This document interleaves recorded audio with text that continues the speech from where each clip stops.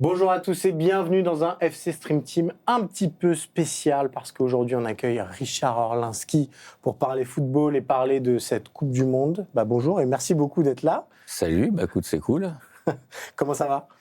Écoute, ça va, il fait un peu chaud. Hein. Nous, on est malheureusement pas aux États-Unis, on est en France, mais il fait très chaud. Je crois qu'il fait très chaud là-bas aussi. Hein. Ouais, mais bon. Il y a eu quelques intempéries. Mais nous, on n'a pas l'habitude. C'est vrai. Eux, ils ont l'habitude. On va parler évidemment football, on va parler art, on va essayer de mixer un petit peu tout ça dans ce format original. La première question, parce que c'est une question d'actu, on est 2 jours après la qualification de l'équipe de France en quart de finale, après cette victoire face au Paraguay, quelques jours avant le quart face au Maroc. Comment tu trouves nos Bleus jusqu'à présent dans cette Coupe du Monde ? Alors, tout le début, ça a été un truc de fou. Je pense qu'ils ont vraiment dominé la Coupe du Monde. Je pense que c'était une des meilleures équipes ou la meilleure équipe du mondial. Après, contre le Paraguay, c'était un peu compliqué quand même. Alors, c'est vrai qu'on n'a pas été aidé avec l'arbitrage. Mais quand même, c'était quand même poussif. C'était la première fois qu'on attendait tant de temps pour avoir un but et sur penalty. Donc c'est sûr que voilà. Après, je pense qu'il y a eu de l'anti-jeu de fou. J'ai même vu des commentaires après comment a été construit et comment a été la psychologie de l'équipe et comment elle avait été leadée. Et je pense que tout avait été fait pour foutre le bordel en réalité. Voilà. Donc ça a été un peu surprenant parce que c'est rare dans le football moderne, on voit plus ça. Enfin, ça existait. Moi, je vois ça à mon niveau, je vois ça parce que quand j'ai joué, moi, je jouais en DH. C'est vrai qu'il y avait il y avait des trucs, des mecs qui venaient que pour ça. C'était que ça, c'était cassé pendant 90 minutes. Mais ça se voit plus aujourd'hui en niveau pro. Puis les arbitres normalement sont là pour justement pour arbitrer, on va dire. Je ferai pas de commentaires, mais ça ne regarde pas. Mais en tout cas, c'est vrai que voilà, c'est la première fois. Alors, est-ce que c'est dû à ça ? Mais quelque part, c'est les professionnels, c'est les compétiteurs, donc normalement, même ça devrait. Et puis ils ont déjà connu ça quand tu joues même petit, à 12, 13, 14, 15 ans, c'est quand même très très violent aussi. Donc je pense qu'ils connaissent, mais ils ont peut-être moins l'habitude. Le football est devenu quand même beaucoup plus européen et beaucoup moins. On voit rarement ce genre de prestations. Il n'y a plus de contrat, tu as gage, c'est terminé tout ça, c'est fini. Tu as une relation particulière avec certains membres de l'équipe de France, notamment Lucas Hernandez, on y reviendra après, mais vous le voyez, on a un Kong qui est sur la table ici. Il y a eu un partenariat avec la FFF avant cette Coupe du Monde. Comment ça s'est fait et quelle était l'idée derrière un petit peu ? L'idée, moi j'aime bien, je fais de l'art populaire, je fais un art, j'aime bien que ça soit chez monsieur et madame tout le monde, qu'on puisse, soit pas réservé à une élite, et donc s'inscrire dans un événement comme la Coupe du Monde, c'était une manière de démocratiser, donner accès à tout le monde, et de créer cette figurine en hommage effectivement à la Coupe du Monde et à l'équipe de France, ça faisait sens, et donc, après, donc on peut pas en avoir pour tout le monde, on a fait un drop, il y a eu un tirage au sort pour pouvoir l'acheter, avec des prix réduits, donc, voilà, n'importe qui pouvait se permettre éventuellement d'obtenir en tout cas la possibilité d'acheter cette pièce et je trouvais que ça fait du sens et puis l'équipe de France a joué le jeu, on était avec Clairefontaine, on a tourné là-bas, on a fait donc il y a vraiment, j'aime bien m'inscrire dans des événements, je l'avais fait pour les Jeux Olympiques aussi et là l'idée vraiment de pouvoir partager, puis le football quand même c'est quand même un petit peu une religion quand même en France aussi, donc c'était tout à fait intéressant, puis en plus avec les relations effectivement privilégiées que je peux avoir avec certains joueurs de l'équipe de France, enfin que j'ai depuis des années, c'était vraiment d'autant plus intéressant. Question qu'on a déjà dû te poser 10 000 fois, mais je te la repose. Fais comme tu veux, sens-toi à l'aise. T'es bien dans l'émission ? Pourquoi ? Absolument. Tu te sens bien, ça va ? Ok. Pourquoi le Kong ? Parce que c'est aujourd'hui le symbole principal de votre art. Pourquoi avoir choisi cet animal ? Tout simplement parce que c'est en fait le Kong, c'est l'issue de King Kong, c'est le gorille à dos argenté, le silverback, qui est une espèce d'ailleurs en voie de disparition, qui avait été utilisé dans King Kong et surtout le singe en général, on a un ADN commun à 99,7. Donc on peut se mouvoir de la même manière, on arrive à faire des choses, on mange pareil, on marche pareil. Après, je pense qu'on s'identifie beaucoup. Je pense que ce film King Kong a été très fort. C'était vraiment l'humain, le monstre au grand cœur. Bon, nous on n'aime pas trop les poils, mais en tout cas c'était le gars qui protège la veuve et l'orphelin, qui protège la nature. Donc le message est incroyable. C'est pour ça que je pense que c'est un vrai carton. Et puis je m'étais servi aussi de l'iconographie de la pop culture, avec beaucoup les Donkey Kong, tout ça. Donc c'est vraiment c'est un animal qui est quand même très très emblématique dans notre histoire, de l'histoire de l'humanité, quoi. La planète des singes. Et comment tu expliques qu'on parlait, il y a de nombreux joueurs qui sont devenus fans du Kong. Comment tu expliques que ça a eu autant de succès auprès d'eux ? Parce que ça a du sujet auprès de tout le monde, du succès auprès de tout le monde finalement, c'est pas tellement les footballeurs en particulier.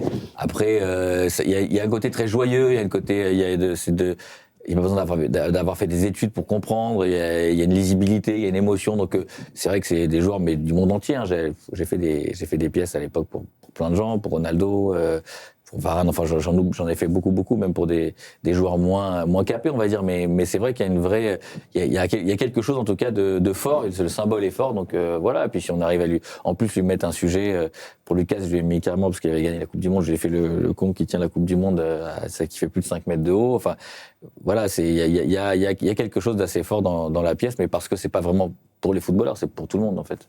Alors, tout le monde n'a pas le jardin de Lucas Hernandez pour mettre ce conque de 5 Je suis très étonné. Comment ça s'est fait Non, j'ai un peu moins. Moi, ça rentre pas chez moi. Comment ça s'est fait, cette histoire? C'est Lucas qui t'a écrit Non, c'est Presco qui m'a dit à Lucas qu'il veut un truc. Ok.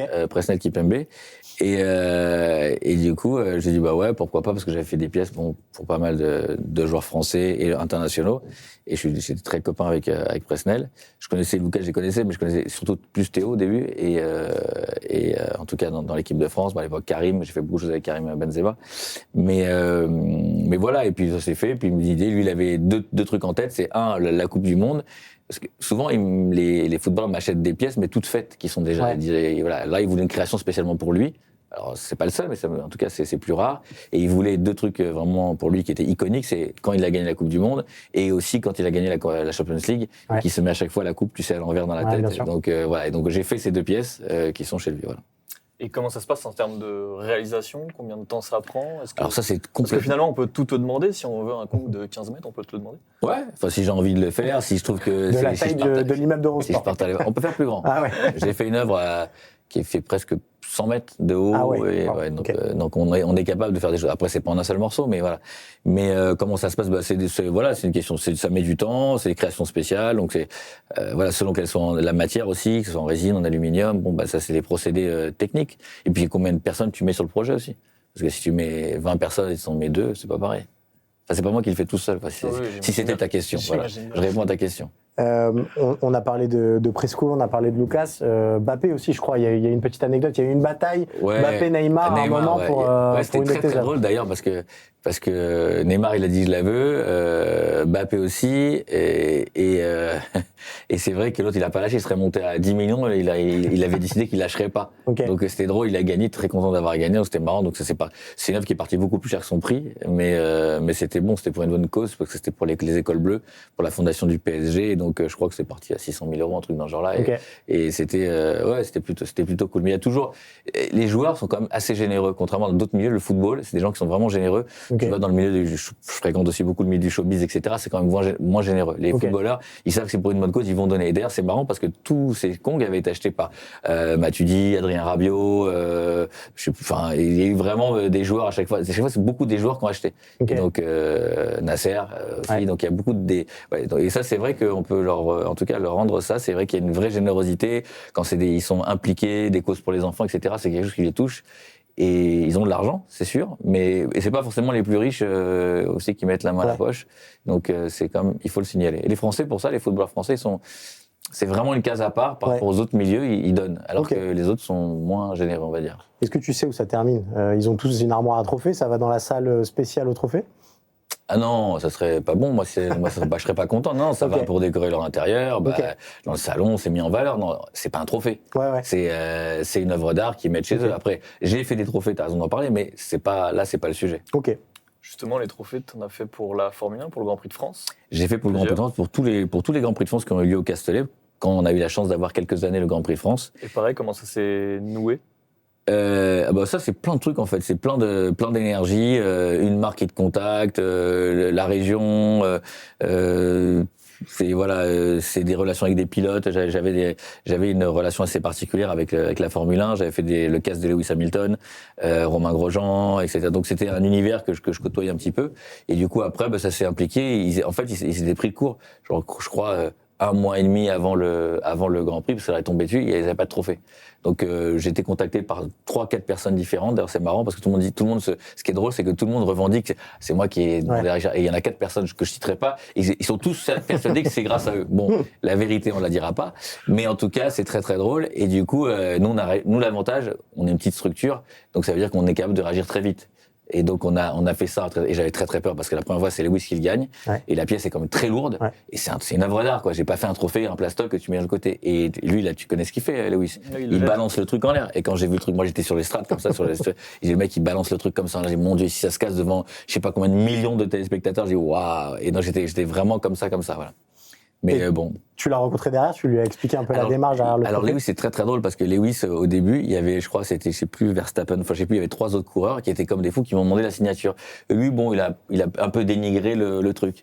Et c'était marrant parce qu'il y avait Guetta qui mixait, et moi je suis parti parce qu'il pleuvait, donc j'étais dans l'hélicoptère, et donc les gars ils lui ont expliqué que ça avait un truc de valeur, machin, je le connaissais pas, moi Lewis, il me connaissait pas non plus, et du coup il m'a rappelé, il m'a dit, il faut revenir, faut venir parce que Lewis il veut que tu signes son trophée. Ah ouais. Et je dis, je suis désolé, je suis dans l'hélicoptère, je signerai une prochaine fois. Et donc l'année d'après, qu'elle a gagné, il était beaucoup plus sympathique, beaucoup plus bienveillant, beaucoup plus content de me voir, etc. Mais à l'époque, c'était genre, les trophées, c'est vrai que malheureusement, on a toujours, souvent c'est moche les trophées, on va pas se mentir, c'est souvent un truc pourri que t'as pas envie de mettre chez toi, quoi. Si, parce que t'as gagné, mais l'avantage c'est que ce que j'ai essayé d'apporter, c'est un truc que t'es fier d'avoir. Quand je fais des trophées pour la musique, les mecs, ils se battent tous les maisons de disques pour le récupérer, pour en avoir d'autres. Et d'ailleurs, Formule 1, c'est drôle, parce que même les écuries m'en ont demandé de m'en racheter derrière. Pour les avoir. Ok. Justement, tu parlais des trophées qui sont souvent moches. Est-ce que, à l'inverse, tu as un trophée de sport où tu te dis, mais ça, c'est une œuvre qui est exceptionnelle? Qui est pas de moi. Non, je suis très égocentré, j'ai beaucoup d'humilité. Je pense que je suis un peu comme Dieu, si tu veux. Non, écoute, la Coupe du Monde, c'est assez joli. C'est assez joli. Bon, en vrai, quand tu regardes, c'est pas beau, mais c'est vrai que ça représente tellement. Iconique, c'est iconique. Mais en vrai, quand tu regardes, c'est pas esthétiquement, c'est pas non plus, voilà. Mais d'ailleurs, quand tu vois c'est avec la Coupe du Monde, alors je passe un message. Quand tu vois le truc qu'ils ont foutu, la réplique de la Coupe du Monde qu'ils ont foutu à Clairefontaine. C'est un truc. Alors on m'a expliqué que c'est un artisan qui a fait ça un peu à l'arrache, mais c'est vraiment, c'est pas du tout la réplique, quoi. Donc il faudrait, c'est important de prendre un artiste qui pourrait effectivement faire. Mais tu l'as vu ou pas? Celle quand on rentre à l'entrée avec les deux étoiles. Je dirais que c'est un truc. Voilà. Et les gens se prennent en photo devant, c'est dommage pour l'image. C'est un truc un peu cacadois. Enfin, ça va pas, quoi. Bon, il y aurait moyen de faire mieux. Au moins fidèle. Sans réinterprétation, juste faire un truc, tu vois, avec le brillant, avec le côté. Ce que d'ailleurs j'ai fait pour Lucas, parce que lui, je l'ai pas interprété. Toute la sculpture, c'est Orlinski, mais par contre, la coupe, c'est une vraie coupe. Ok, d'accord. À taille beaucoup plus grande, mais en tout cas, c'est voilà. Et la Ligue des Champions alors? La Ligue des Champions, qu'est-ce qu'il y a comment tu trouves le trophée? C'est une coupe. Bon, ça manque d'originalité un petit peu. Aux oreilles, quoi. C'est un truc, c'est très sportif, c'est très voilà. Mais c'est vrai que t'es content de l'avoir par rapport à ce que ça représente. Mais la coupe, c'est ce qu'on a à l'école aussi dans n'importe quel truc. Ça ressemble à n'importe quelle coupe. Voilà. Donc c'est vrai, faut être original, je pense. Et si tu devais demain, la FIFA t'appelle, te dit, on aimerait un nouveau design pour la Coupe du Monde. Sur quelle idée tu pourrais partir?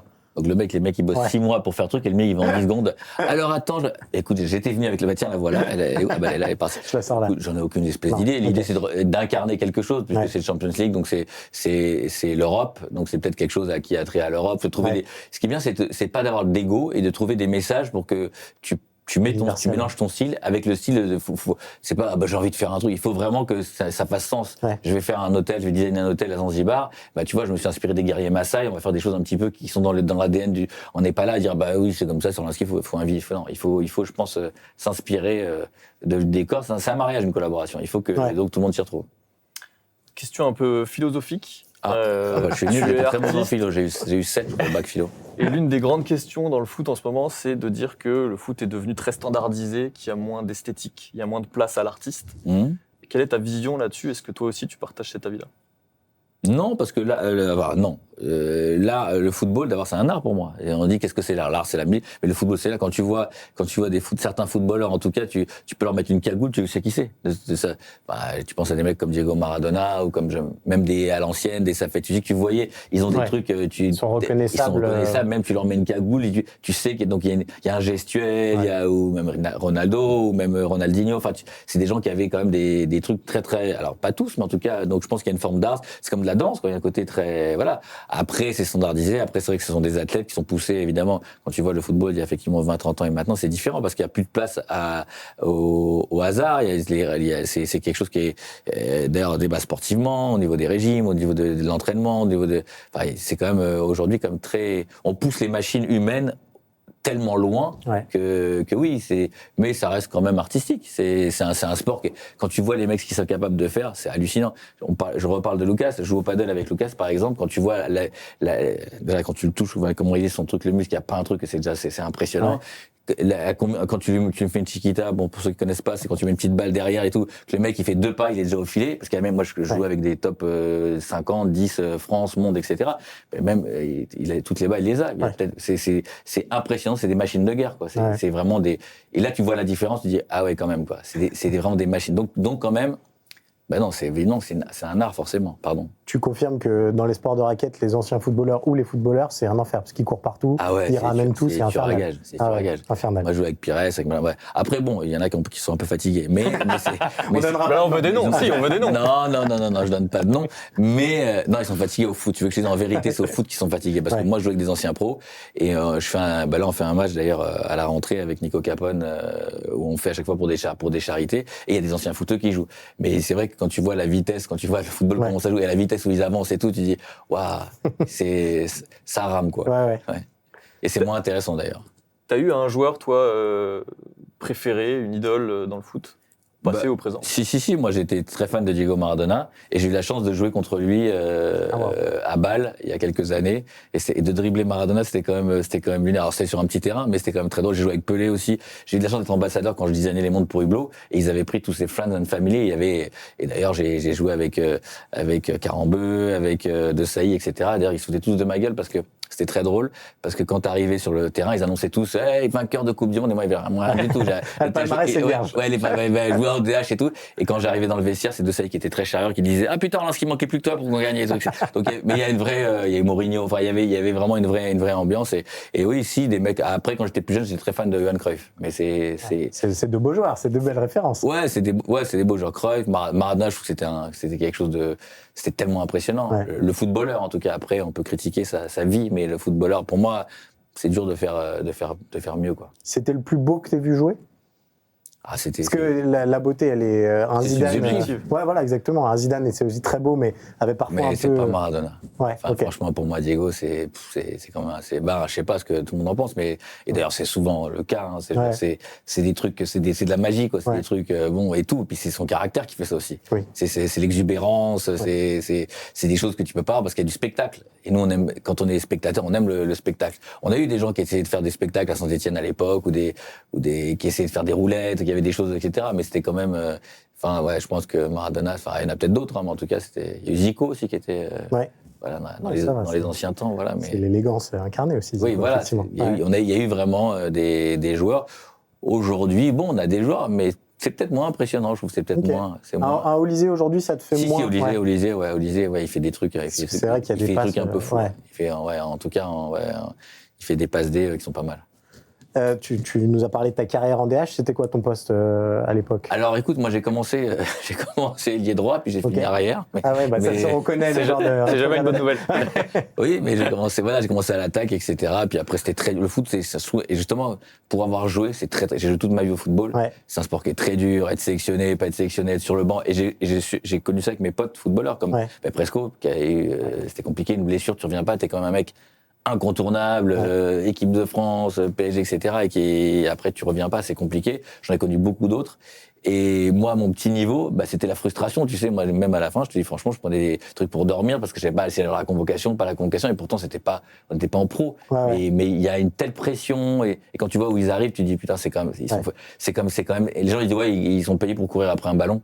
En fait, non, tu leur dis aux gens, quel que soit le salaire, déjà, il faut comprendre qu'ils gagnent tout cet argent, mais cet argent, il vient aussi des spectateurs, parce que quand ils jouent, ça ramène du public, et donc du coup, voilà, et c'est quand même des vrais, c'est des exceptions. Et quand on les rencontre, et quand on joue avec eux, on se rend compte que c'est vraiment des gens exceptionnels, c'est pas des dieux, mais presque, c'est des gens qui sont hors normes, et c'est vraiment des gens hors normes, et ça, on s'en rend pas compte. Parce que pour sortir de ça, quand tu es dans centre de sélection, centre de formation, très peu. Il y en a qui sont très doués qui n'y arrivent même pas. Tu vois, même, je sais pas, des Ben Arfa, tu vois, ou Nasri, etc. Eux, ils ont fait des carrières pro, mais il y en a aussi beaucoup qui atteignent même pas ce niveau-là. Oui, et c'est pour dire, et pourtant, qu'il y a que Karim sur les 3 qui est arrivé. Tu vois, donc c'est quand même quand tu sens ça, tu dis putain, ils sont forts les mecs. On a parlé des joueurs. Est-ce qu'il y a un but qui t'a marqué particulièrement par son esthétique, qui te reste en tête. Le dernier, là, c'est quoi le but là qui était fou là? J'ai dit, c'est quoi ce but? J'en vois tellement de matchs. Cap-Vert face à l'Argentine. Ouais. Magnifique. Ah oui. Égalisation, ouais. Oh, c'est le but de la Coupe du Monde pour moi, ça. Pour l'instant, il reste encore quelques mais matchs. c'était un but. Je sais pas d'où il est sorti le truc, c'est lunaire. Après, voilà, c'est des frappes de loin. Après, sur cette Coupe du Monde-là, oui, voilà. Après, j'ai vu des buts dans d'autres Coupes du Monde de 40 mètres ou 35 mètres. Et, je sais pas, moi, je me rappelle d'un but de Ariane, par exemple, qui était à 38 mètres, un lucarne. Enfin, il y a des trucs qui sont mémorables. Après, parfois, c'est des buts qui sont aussi, c'est les reprises de vol acrobatiques, ces choses-là qui sont beaucoup plus esthétiques. Mais voilà. Celle de Zidane en finale de la Coupe de la Ligue des Champions. La Ligue des Champions, ouais. Celle-ci, elle t'a marqué spécifiquement ou... Oui. Parce qu'il y a quand même une symétrie du mouvement qui est assez... Une coordination qu'on retrouve rarement. Ouais, c'est ça. T'imagines le timing, c'est à la seconde. Ouais. Tu fais une seconde après, une seconde avant, c'est mort.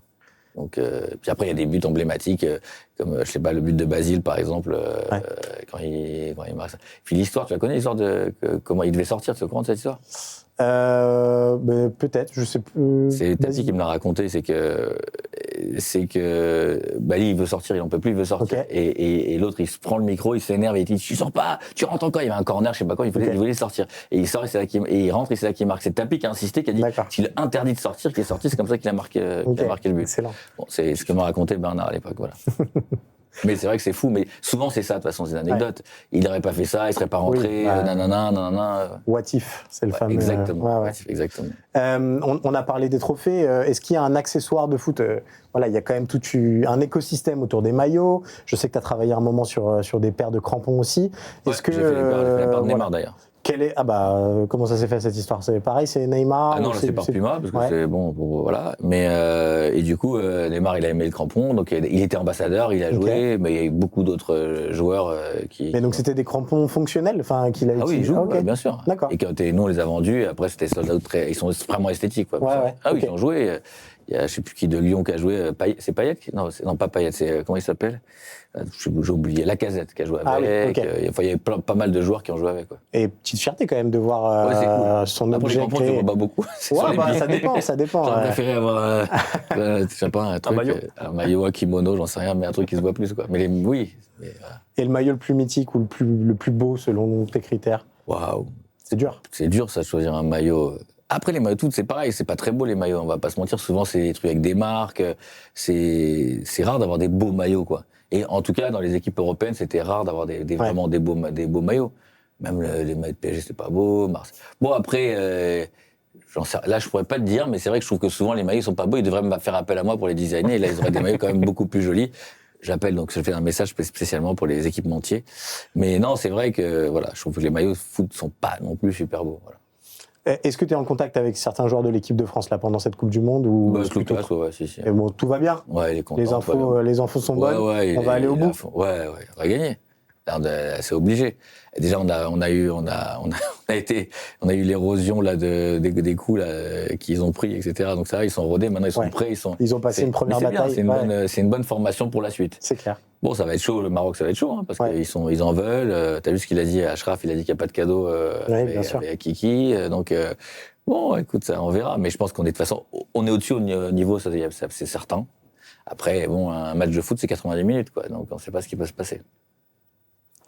Eh ben, merci beaucoup d'être venu. De rien. Merci pour tous ces commentaires sur le foot. Donc voilà, dans le FC Stream Team, on essaiera de faire d'autres émissions un peu thématiques comme ça. Le Kong, donc, il s'est vendu tellement bien que c'est difficile d'en trouver. Mais je pense que sur certaines plateformes, ça se revend un petit peu. Plus cher que le prix, quoi. C'est le second marché. Tu ne peux pas les avoir au prix. Ok. Mais bon, c'est pas grave, c'est une super opération. Écoute, les gens qui ils sont super contents. Et voilà. Et après, c'est normal. S'il y en avait pour tout le monde, ça perdrait de la valeur aussi. Donc c'est un peu logique. Tu prépares le deuxième pour Lucas, du coup? Évidemment, le deuxième pour Lucas, c'est pour l'équipe. Il va falloir agrandir le jardin. Et pour l'équipe de. Oui, c'est vrai, il a plusieurs maisons, t'inquiète pas. Mais pas que pour Lucas. Tu sais, j'ai fait pour qui là récemment? J'ai fait pour l'entraîneur. Didier Deschamps?